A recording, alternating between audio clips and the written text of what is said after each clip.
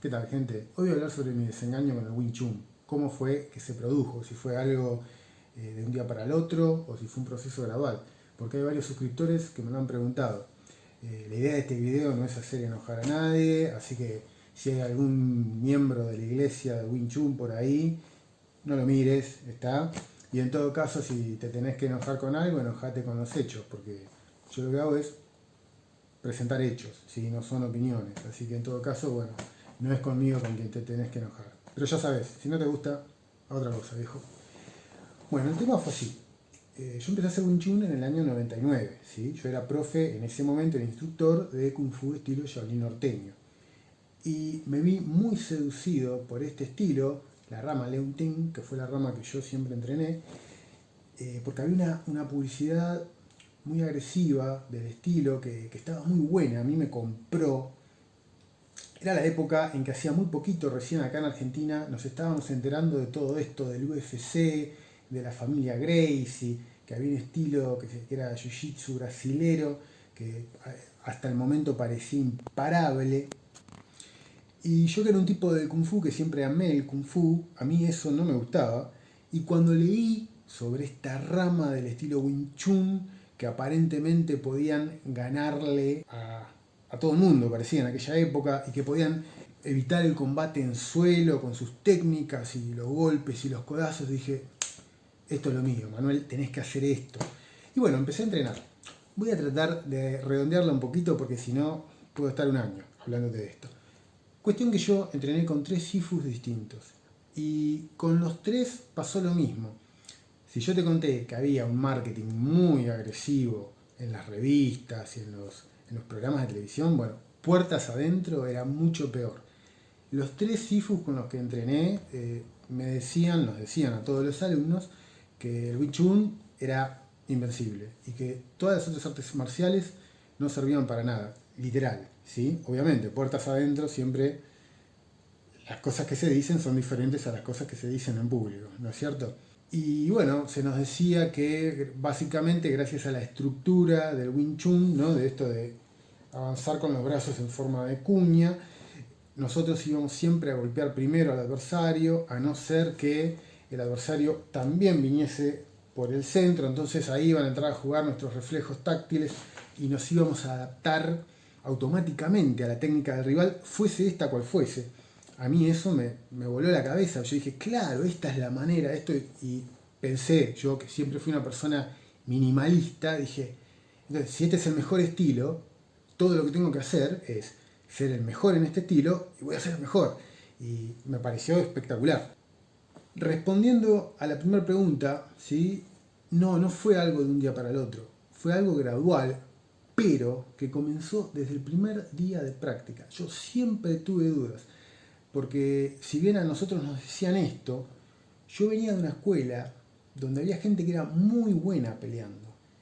Y yo no podía ver en mi mente a algunas de esas personas perdiendo de la manera en que mis maestros o mis profesores decían que sí o sí tenían que perder por la técnica impecable e infalible del estilo, ¿no? Yo ya ahí, yo tenía siempre una duda sobre eso, pero bueno, me atrapaba tanto los conceptos y la técnica que me volqué de lleno y vivía entrenando y quería ser el más rápido, quería ser el más técnico.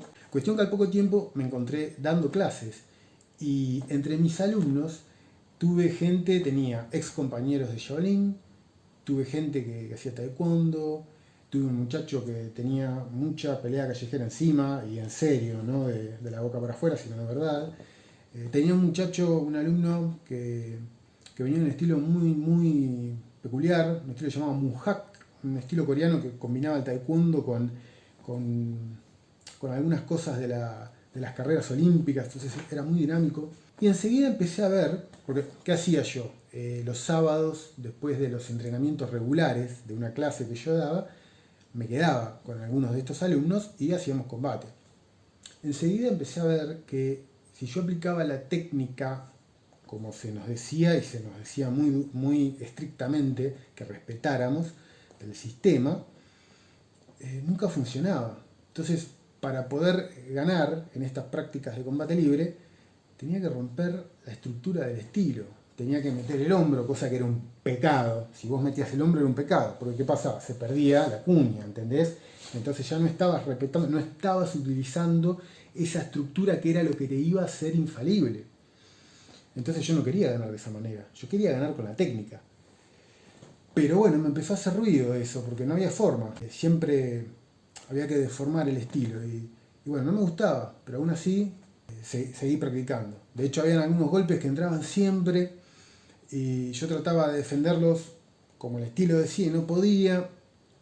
Cuando tuve ocasión de preguntarle a maestros muy grosos en el estilo cómo se defendía ese ataque, me decían que hiciera lo que yo ya hacía, entonces no había caso. Pero bueno, yo seguía entrenando igual, lo que cada vez mi amor se fue desvaneciendo, fue bajando porque empecé a ver que había una brecha entre las cosas cuando uno las practicaba en los ejercicios o cuando hacíamos una demostración para algún lado, para un programa de televisión que había en la época, y las cosas como salían cuando hacíamos combate libre, ¿no? Con gente que tenía experiencia en otros sistemas. Y yo me di cuenta que cuando ganaban estos combates era porque era más rápido o porque lograba ser más rápido en ese momento, ¿sí? Porque estaba reentrenado, pero no por la técnica, que era lo que había ido a buscar. Pasaba mucho que cuando yo viajaba afuera a entrenar con un maestro o cuando organizaba un evento acá, yo particularmente con un alumno que tenía que era muy bueno, ¿sí? Que se convirtió en compañero mío, porque me servía más como compañero de entrenamiento que como alumno, ya entrenábamos, por supuesto, todas las técnicas, todos los conceptos que se nos enseñaba, y después cuando el maestro se iba, o si yo había viajado cuando yo venía, después de entrenarlo durante más tiempo, bueno, nos calzábamos los guantes, siempre un sábado, y bueno, a probar. Y seguía pasando lo mismo, o sea, adquiría más conocimiento, pero esto no se trasladaba al combate libre. Entonces eso empezó a hacer cada vez más ruido.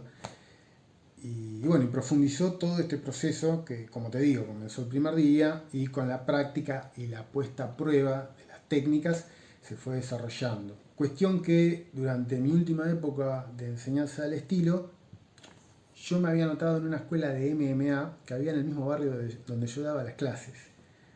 Y me di cuenta que era otra cosa totalmente distinta. Ahí nos ponían un casco y bueno, mátense, y se entrenaba, era otra cosa, todo era otra cosa. Y la manera de hacer Wing Chun y como el Wing Chun tenía que hacerse, como era el programa, era todo muy lindo, muy prolijo. Y yo entrenaba en esta academia que era totalmente cruda, era tal vez por demás dura, y después volver y transmitirle esto otro a mis alumnos que yo ya venía probando desde hacía años y sabía que no era así, sentí que estaba vendiendo una mentira. Y entonces llegó un día que junté a los chicos y les dije, mire chicos, yo esto no lo puedo enseñar más, por esto y por esto, la verdad no lo siento, ya no lo puedo enseñar. Y ese fue la última clase de Wing Chun. Esa misma clase yo ya nunca más volví a enseñar Wing Chun. Y fue curioso, porque cuando en mi época que yo estaba totalmente enamorado del estilo, siempre le decía a los chicos que si algún día encontraba una cosa mejor, yo me sacaba la camiseta y me olvidaba. Pero en realidad, cuando yo les decía eso, pensaba que nunca me iba a pasar. Y pasó. El tema es que no cambié el Wing Chun por otro estilo. Porque no hubo otro estilo que dije, uy, esto es lo más maravilloso, o quiero hacer esto. No, simplemente vi que esto realmente no iba. Entonces quedé como a la deriva. No tenía otro arte que me hubiese atrapado y que yo quisiera practicar con la pasión que practicaba antes Wing Chun. Y quedé a la deriva y fui probando diferentes escuelas, sobre todo kickboxing y jiu-jitsu. Y una cosa que me chocó mucho, para bien, pero que me chocó, era ver cómo funcionaban las técnicas de kickboxing y jiu-jitsu. Te cuento chiquita, una anécdota. La primera clase de jiu-jitsu brasilero, finalicé a un compañero con una palanca al brazo. La primera clase. O sea, ahí te das cuenta de lo que es tener una herramienta que sirve, ¿sí? Otra cosa que noté, el contraste, yo notaba el contraste permanentemente. El día que en Jiu-Jitsu me enseñaron cómo evitar los derribos, me salía, pero con una facilidad. Después prácticamente nadie me podía derribar. ¿Pero por qué? Porque finalmente tenía la herramienta correcta. Cosa que con el estilo que yo venía haciendo hasta antes que eso, hasta ese tiempo, no podía. Me mataba intentándolo, me mataba respetando todo y no salía. Lo mismo en kickboxing. Yo decía, wow, es increíble lo natural que son estas técnicas, lo fuerte que resulta este golpe, esta patada, sin sobreesforzarte, simplemente respetando el movimiento natural del cuerpo. Entonces me chocaba, ¿no? Porque yo invertí muchos años, que es lo que más me molesta. También invertí muchísima plata. La plata, bueno, pero los años de vida que invertí en el Wing Chun sí me jodan. Y bueno, al entrenar estos estilos que son tan naturales, son tan efectivos, y ahí te das cuenta al toque. Así que bueno, básicamente fue un proceso gradual que duró mucho tiempo en el que yo quería creer en el estilo, ¿sí? ¿Viste como cuando estás enamorado de una persona, pero vos sabés que esa persona tiene características muy negativas y probablemente vos intentás que no, que cambie, o tratás de verla de otra manera, pero al final te das cuenta de que no?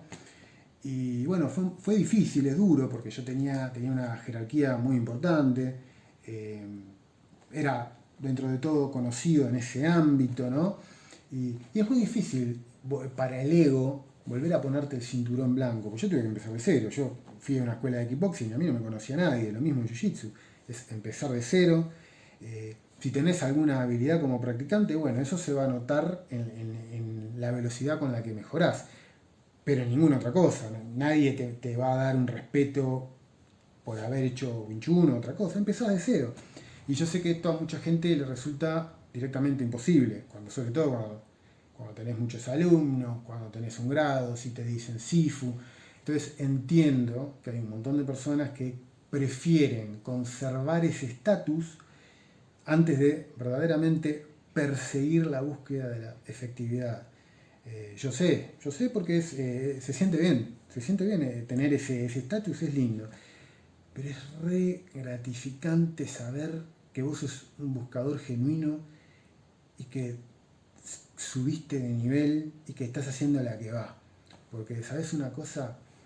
Cuando hacía Wing Chun, las veces que estuve por pelearme, ¿viste? Y siempre tenía en el fondo, muy adentro, en el subconsciente, vos tenés la duda, ¿va a servir esto? ¿Va a servir esto que jamás vi a nadie aplicar y que cuando practico combate libre no sale? Y desde que empecé a hacer kickboxing y jiu-jitsu, esa duda no está más, porque vos lo aplicás, porque te medís fuerte, son artes en las que estás midiendo al máximo, ¿sí? No marcás el golpe, vas, entonces si no defendiste bien, te comes una mano y sos consciente también del poder que vos tenés. Mi humilde consejo para las personas es que prioricen la verdad por sobre el ego, ¿sí? Porque el día que se te pudre, vos vas a preferir tener una herramienta que sirve antes que cualquier grado. Así que bueno, ese es el video, esa fue mi experiencia. Creo que no dejé nada afuera, pero no la quiero hacer muy larga porque no te quiero aburrir. Espero que te sirva y espero que te haya gustado. Gracias.